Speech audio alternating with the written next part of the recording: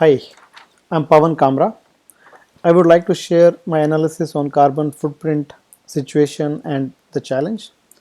This topic has a lot of complex science behind it, but I've tried to keep it simple. You might notice a slight variation in data points across slides, which is due to different year or calculation method used by different analysts or scientists. Key aspect we need to understand are we heading towards climate crisis, and can we do something about it?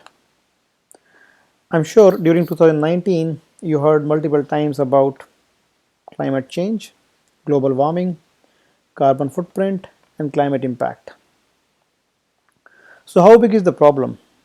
Is it becoming climate crisis which presents existential threat for the earth, and what can we do?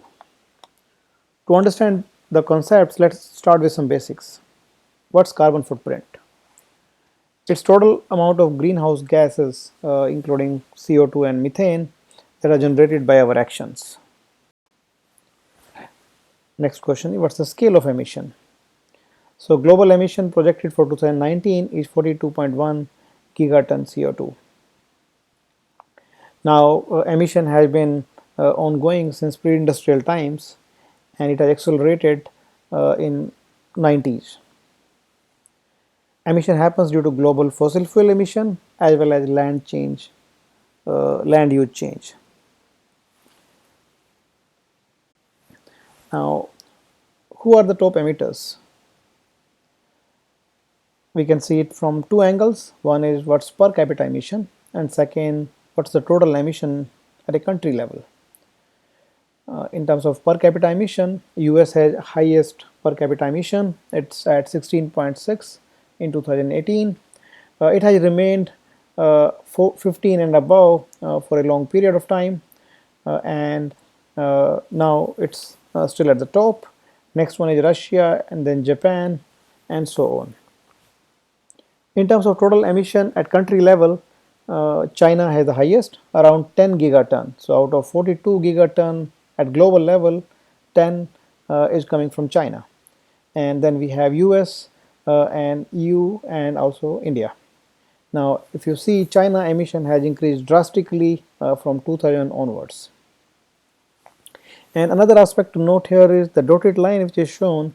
So China, even though it has around 10 gigaton of emission, around 1.5 gigaton or so is for exports. So which means the consumption within China is around 8.5 gigaton. Now, there have been a lot of efforts, global efforts on climate change. So it started with maybe 3 decades back with UN Framework Convention on Climate Change in 1992. Then in 1997 we had Kyoto Protocol. In 2016 we had Paris Agreement. 2018 we had IPCC report. IPCC is UN Intergovernmental Panel on Climate Change. So it submitted a report which expressed global warming of 1.5 degrees centigrade and the details about it. And we also had another UN report in 2019. So during Paris Agreement, countries committed to holding the increase in global average temperature to well below 2 degrees centigrade above pre-industrial levels, and pursuing efforts to limit the temperature increase to 1.5 degrees centigrade above pre-industrial level. Based on Paris Convention Agreement, every country agreed to nationally determined contribution. And greenhouse gas emission from human activity has already raised global temperatures by around 1 degree centigrade since pre-industrial times, which means we have 0.5 degree more which we can go. To explain how much we can more emit, let's understand carbon budget. So carbon budget ties amount of future warming to total amount of CO2 emissions, cumulative emissions, and temperatures in climate models. So this leaves a rapidly shrinking carbon budget to stay within aspirational 1.5 degree centigrade of Paris Agreement on climate change. So what does that mean? How much emission we can still do? So IPCC 2018 report mentions that the budget for a 66% chance of avoiding 1.5 degrees centigrade is 420 gigaton CO2, which is approximately 10 years of based on current emissions. And then if we go with 50-50 chance of exceeding 1.5 centigrade, it's 580 gigaton CO2, which is 14 years of emission. So we have 10 to 14 years of emission. Now, these are the best scientific projections available. Now, there's need, based on the UN report in November 2019, there's need to cut global emission by 7.6% every year for next decade. So to meet the goals, we need to emit 7.6%. We need to reduce the emission by 7.6% every year for next decade. Now, these cuts are 3 to 5 times of current agreed or expressed ambitions in nationally determined contributions. So we need to do much more than what we have planned, either through policy or we have pledged. Now, let's understand, how much, right? What are the key milestones we have? So based on the IPCC report, we need to halve the emission by 2030, and then we need to go to net zero by 2050, and then we need to go negative thereafter. So there are very steep goals to cut emission. Now, what happens if we don't do it, right? So as you can see, so if based on the current policies, the temperature will increase by 3.1 to 3.3 degree centigrade, and based on the current pledge which various countries have made, will still increase by 2.6 to 3.2 degree centigrade. Now, countries are still not able to meet the pledge. So there's a based on the current commitments, actions, there's a probability of 3 degree centigrade increase. And if that happens, what does that mean? Let's see on the right hand side. So 3 degree centigrade will mean we'll have heat wave exposure to a large population, water stress, risk to power production, crop yield change, habitat degradation. So global temperature rise can put billions of people at risk of heat waves, water shortage, and range of other problems. Now this will impact the complete GDP of the world, all the countries in the world. So who should do how much? So then comes the question of fairness. What's the fair goal? So now, although China is the largest producer of CO2, but if we see total cumulative emission, US has the highest. So there are multiple factors which determine the overall goal for a country.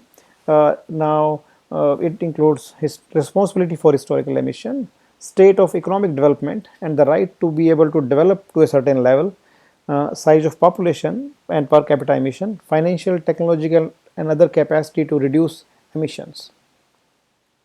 These issues are subject of political negotiations between countries, and these negotiations are part of Paris Convention. Now, there's always a trade-off between development and growth versus climate control, and so these all negotiations come in play. Now, so where are we in terms of actions planned by countries based on Paris Agreement? So climate action tracker tracks the pledge countries have made and the current status. So US actions the planned are critically insufficient, and we'll see on the next slide what does that mean. And China's actions are highly insufficient, even though they are more moving towards insufficient now, and India actions are 2 degrees centigrade comparable. And we have a constant tracking through climate action tracker site. Okay, so let's understand about US. So actions are critically low, and there was the NDC by US which set a target of reducing its emission by 26 to 28% below 2005 level by 2025. Now looks like we will not be able to meet it. Current projections are much higher than that.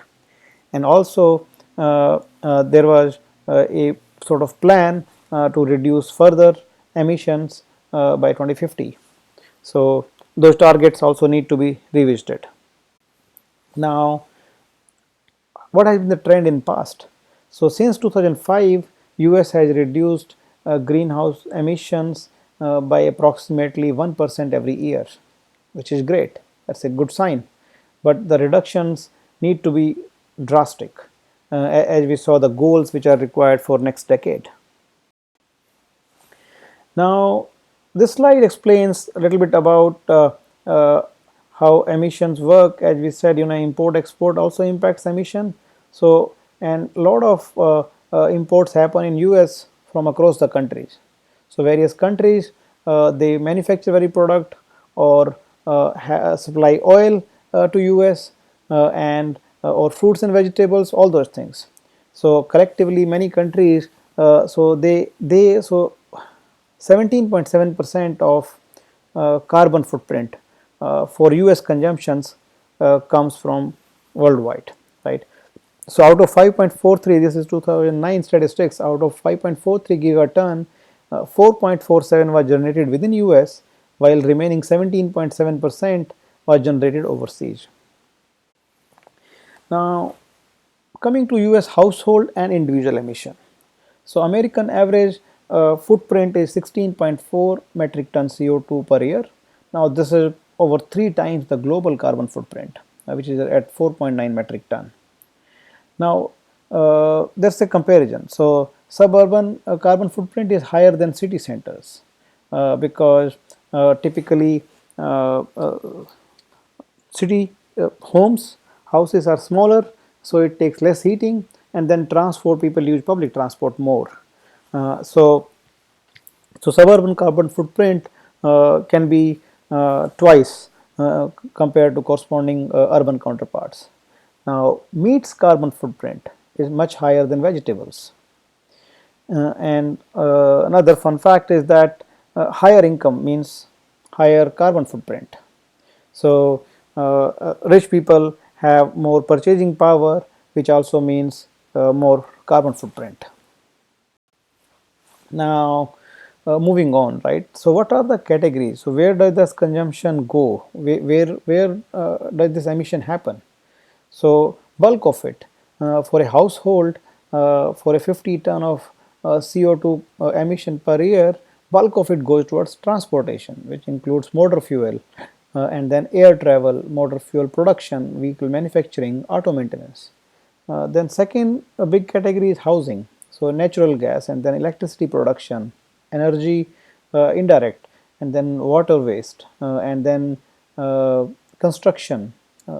Next biggest category is food, so that includes meat, snack food, dairy, grains, bakery, fruits and vegetables, and all the proportion shows the percentage of emission for each diet type here. Now moving on to goods, so everything counts. So furniture and appliances, clothing, entertainment, medical and personal care, and then moving on to services. Even services have carbon footprint, healthcare, personal stuff, and entertainment, charity, education, miscellaneous services. So all that adds up. So all our spend ultimately has some carbon footprint. Now let's to deep dive a little bit in each of these areas. So within transport, a lot of emission happens through passenger cars, trucks, and then increasingly there's more carbon footprint by aircrafts.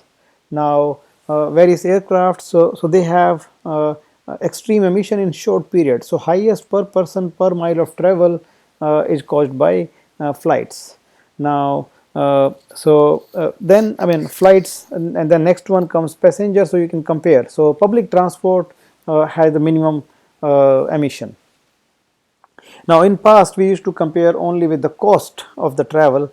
Now we also need to consider the carbon footprint of the travel. Moving on to electricity consumption. So US household and individuals have highest, I mean next to Canada, I'll say second highest emission due to electricity consumption. So it's very high electricity consumption per person as well as per household. Now this is 6 times that of global average per capita. Now moving on to diet. So how do we compare various diets? So as I said, meat footprint is much higher than vegan, and if we see, so meat diet has 3.3 tons CO2 per person, and then vegan diet has 1.5 CO2 ton CO2 emission per person. So it's more than twice. I mean, a meat lover diet for a year means twice the emission compared to a vegan diet person. Now, one of the interesting fact here is that 3/5 of the diet remains identical. So, which means 60% of food energy consumed is the same in each of the diet types. Now, how can we make a difference? So, big climate challenge can be tackled through behavior, policy, and technology. While government plays a big role in creating policies towards lowering carbon footprint, we can play a major role in influencing citizen representatives and also take individual actions plus spread awareness. We should take the following steps: assess our carbon footprint. So that's the first step. So we should assess the carbon footprint of the household so that we can then identify how we can make a difference. Second is we should make a plan to reduce emission, and then of course follow the plan, right? We can increase and spread carbon footprint awareness and participate in social activities so that collectively we can influence policy makers. Now, so one of the challenge I would like to encourage you to participate in carbon footprint reduction challenge. Can you reduce carbon footprint by 10% in 2020? Let me explain some specific actions which we can take and the corresponding impact. All right, we are at the end. Thank you very much for your time to listen to this session. Hope this was informative. Wish you a very happy 2020. Let's make a difference in 2020.